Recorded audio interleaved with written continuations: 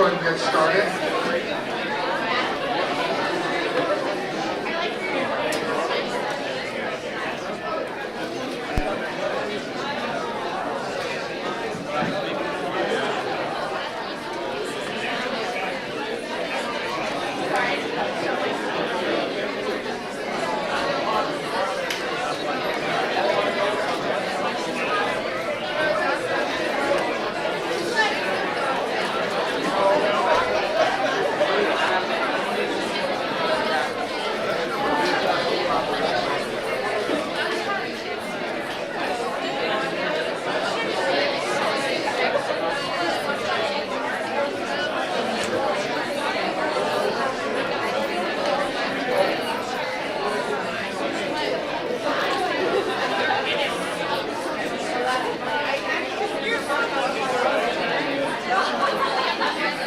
Let's go ahead and get started. Thank you.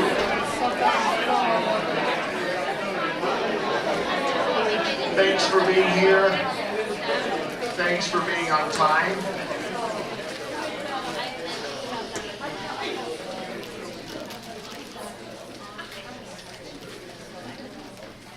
I just want to start out that I forwarded an email to you on Sunday. I think it was Sunday. As far as the passing of Dottie's son. We are collecting, if you want to, we're certainly, it's up to you, but we're collecting donations.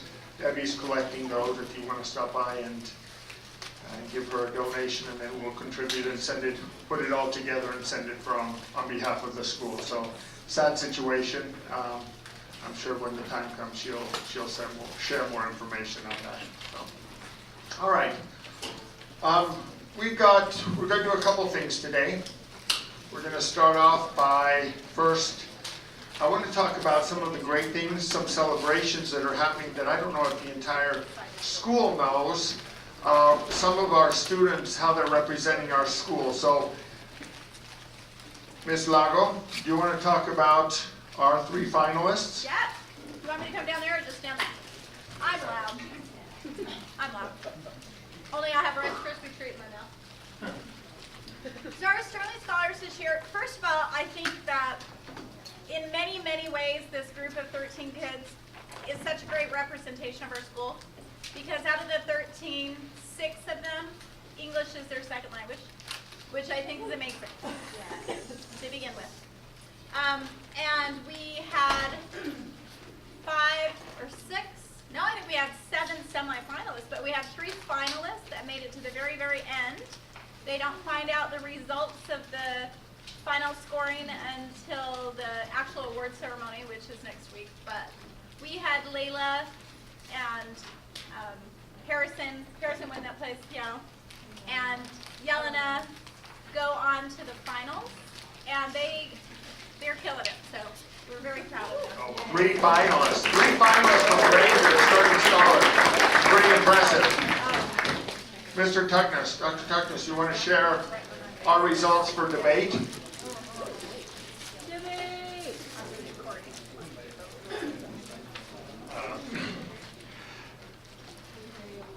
I went to my first faculty meeting in September of 1974. So I've been doing this quite a while. But I've never had students of the quality of Yelena and Layla. They are by far the top debate students in the state of Utah. The principal asked me, he says, will you talk a little bit about your success and why you have success? And I got to tell you one thing.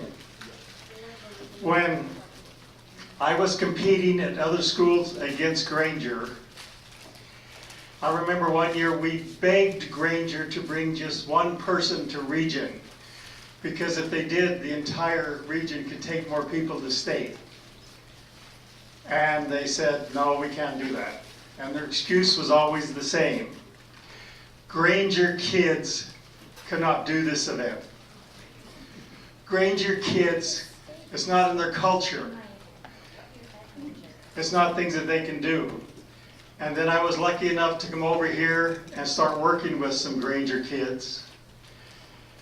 And I realized that all you have to do is give them a chance. Yes. And they can become as good as any student in the state. Yes. And we took Sergio Romero and Angel Herrera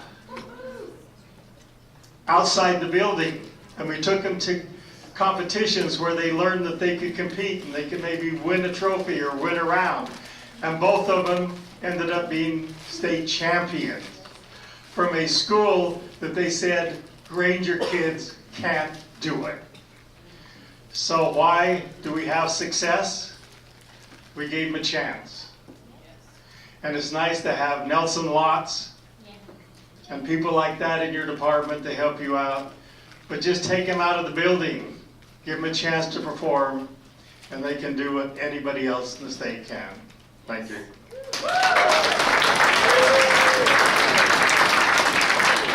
I think at last week's region, we took, out of 7 places, we took 6 first and 1 second. Yeah, pretty impressive. Some people aren't prepared for Mr. Masomer. Can you share your student for skills? Skills USA, we had a district competition, and we had a student that took first place in the cast making. Did very, very well. And this is our 3rd year in a row we've had the first place finisher in that. And who is it? Hennessy. Good. Eric Hennessy. Hennessy. So, thank you. Awesome. Pace, Mr. Pace. Go ahead. We had one too. Omar Sanchez took first in welding. Is Mr. Pace here? We have, out of his kids, 2 took first place in DECA and qualified for nationals as well. Okay?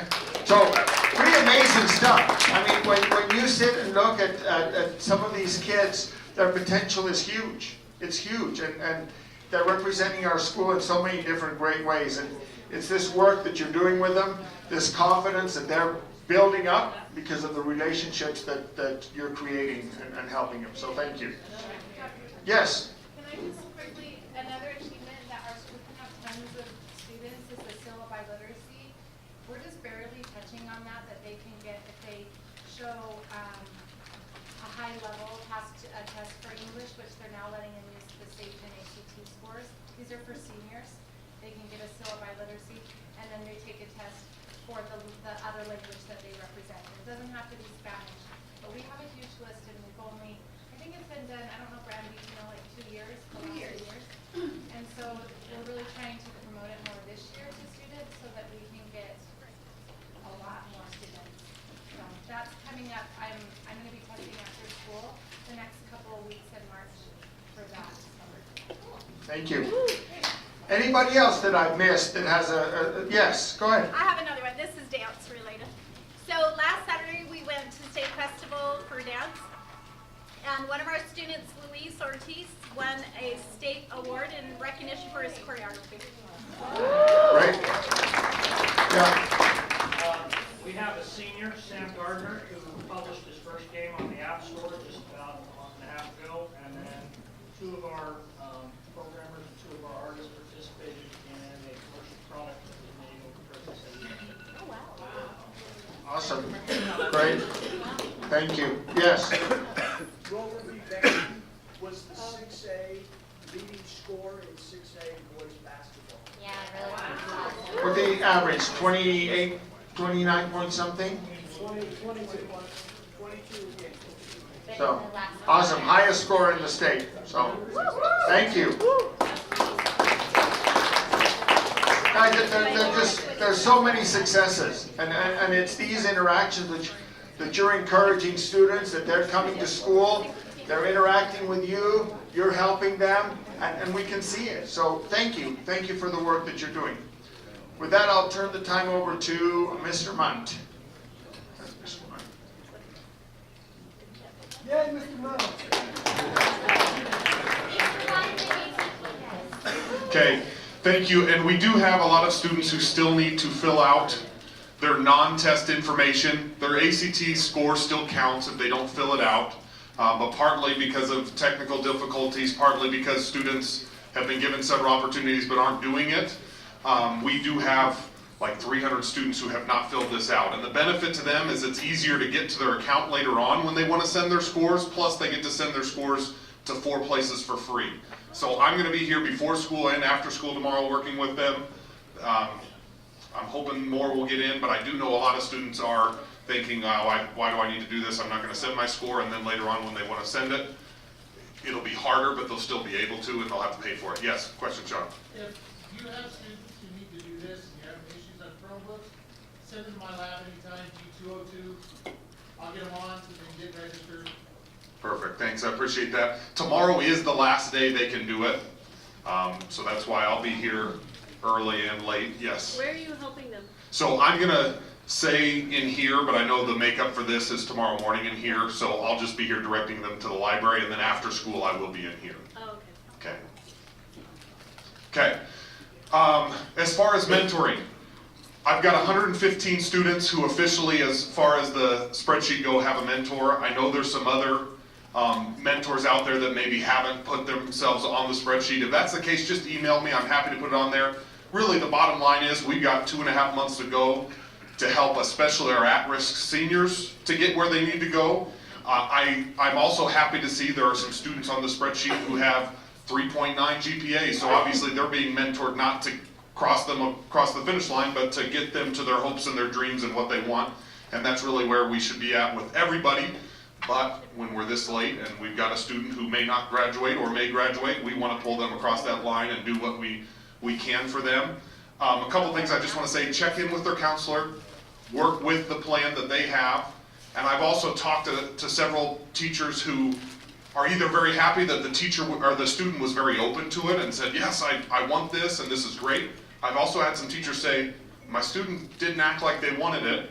And we talked about, well, that doesn't mean don't be their mentor, but maybe we check in less frequently in person, but we're still kind of keeping an eye up. And then if there's an issue that arises or we talk with the counselor and, hey, this is all they need to do, then we go and we still push them.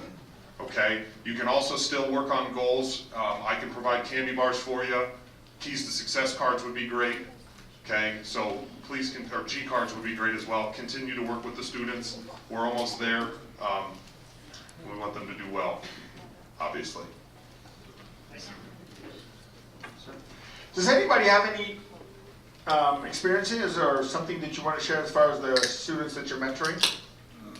How it's going? Mr. Keys, thank you for sharing. I know you've got a couple that you've been very diligent with. Can you share with us? Well, I have a senior in my sophomore class, which the minute I saw that, I realized she probably needs a little help.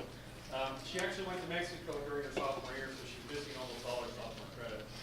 And I actually asked her before, he just said, hey, we're going to be doing this. And as soon as he said that, I went to her and asked her.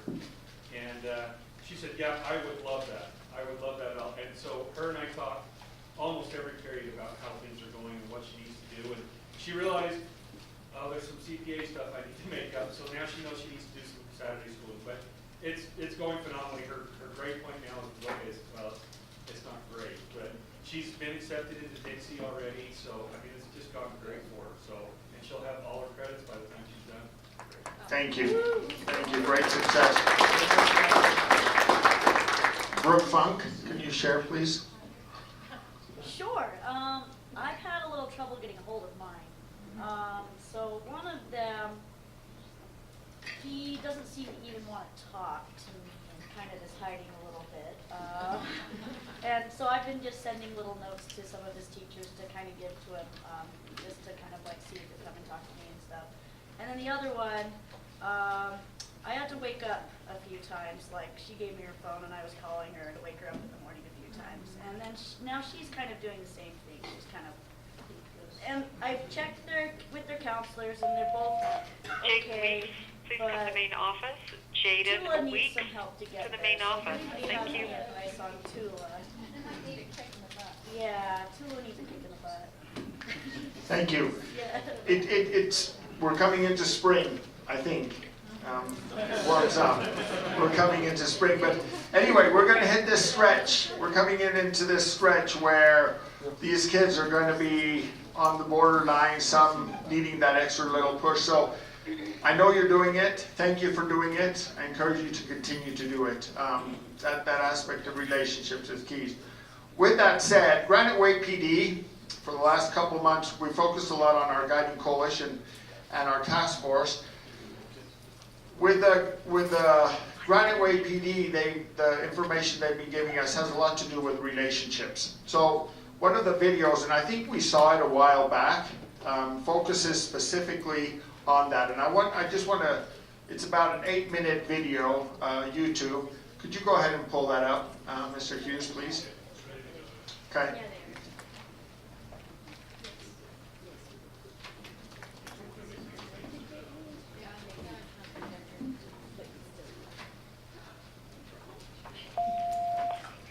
Juan Ramirez, please go to the front of the school. Juan Ramirez, please go to the front of the school. Thank you. However, I had it sent before.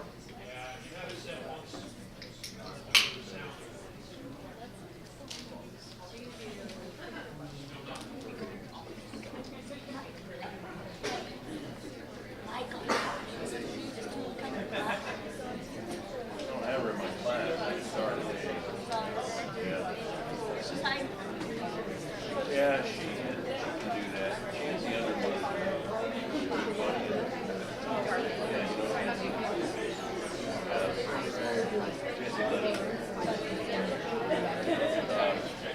I saw both of them today.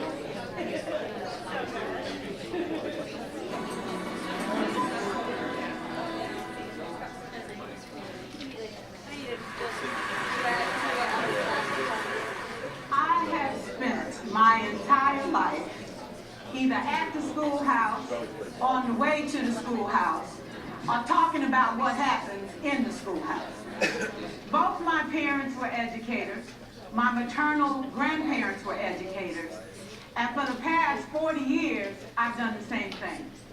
And so needless to say, over those years, I've had a chance to look at education reform from a lot of perspectives. Some of those reforms have been good, some of them have been not so good. And we know why kids drop out. We know why kids don't learn. It's either poverty, low attendance, negative peer influences. We know why. But one of the things that we never discuss, or we rarely discuss, is the value and importance of human connection. Relationships. James Comer says that no significant learning can occur without a significant relationship. George Washington Carver says all learning is understanding relationships. Everyone in this room has been affected by a teacher or an adult.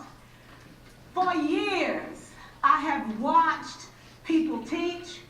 I have looked at the best and I've looked at some of the worst. A colleague said to me one time, they don't pay me to like the kids. They pay me to teach a lesson. The kids should learn it. I should teach it. They should learn it. Case closed.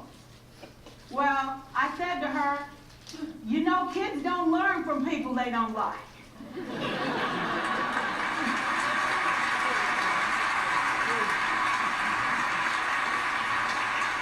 She said, that's just a bunch of hooey. And I said to her, well, your year is going to be long and arduous, dear. Needless to say, it was. Some people think that you can either have it in you to build a relationship or you don't. I think Stephen Covey had the right idea. He said you ought to just throw in a few simple things, like seeking first to understand as opposed to being understood. Simple things like apologize. You ever thought about that? Tell a kid you're sorry, they're in shock. I taught a lesson once on ratios. I'm not real good with math, but I was working on it. And I got back and looked at that teacher edition. I taught the whole lesson wrong. So I came back to class the next day and I said, look guys, I need to apologize. I taught the whole lesson wrong. I'm so sorry. I said, that's okay, Miss Pearson. You were so excited. We just let you go.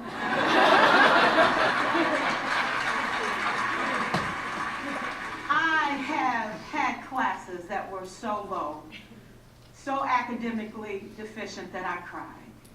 I wondered, how am I going to take this group in 9 months from where they are to where they need to be? And it was difficult. It was awfully hard.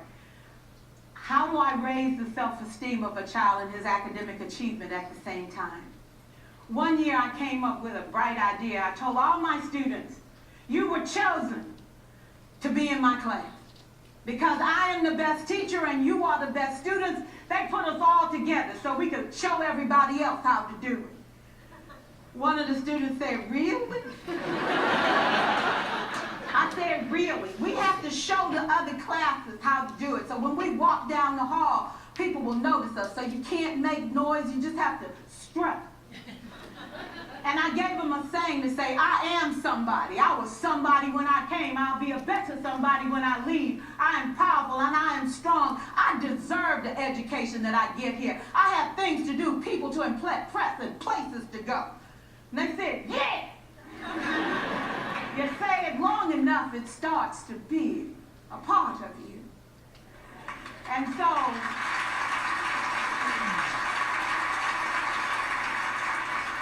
I gave a quiz, 20 questions. Student missed 18. I put a +2 on his paper and a big smiley face. He said, Miss Kirsten, is this an F? I said, yes. He said, then why'd you put a smiley face? I said, because you on the roll. You got 2 right, you didn't miss them all. I said, and when we review this, won't you do better? He said, yes, ma'am, I can do better. You see, -18 sucks all the life out of you. +2 said, I ain't all bad.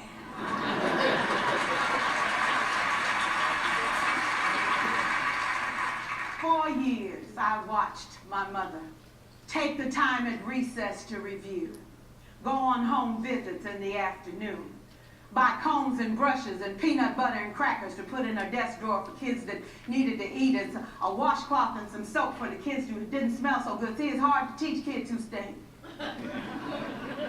And kids can be cruel. And so she kept those things in her desk, and years later, after she retired, I watched some of those same kids come through and say to her, you know, Miss Walker, you made a difference in my life. You made it work for me. You made me feel like I was somebody when I knew at the bottom I wasn't. And I want you to just see what I've become. And when my mama died 2 years ago at 92, there were so many former students at her funeral. It brought tears to my eyes, not because she was gone, but because she left a legacy of relationships that could never disappear. Can we stand to have more relationships? Absolutely. Will you like all your children? Of course not. And you know your toughest kids are never absent. Never. You won't like them all, and the tough ones show up for a reason. It's the connection, it's the relationships. And while you won't like them all, the key is they can never, ever know. So teachers become great actors and great actresses, and we come to work when we don't feel like it, and we listen to policy that doesn't make sense, and we teach anyway. We teach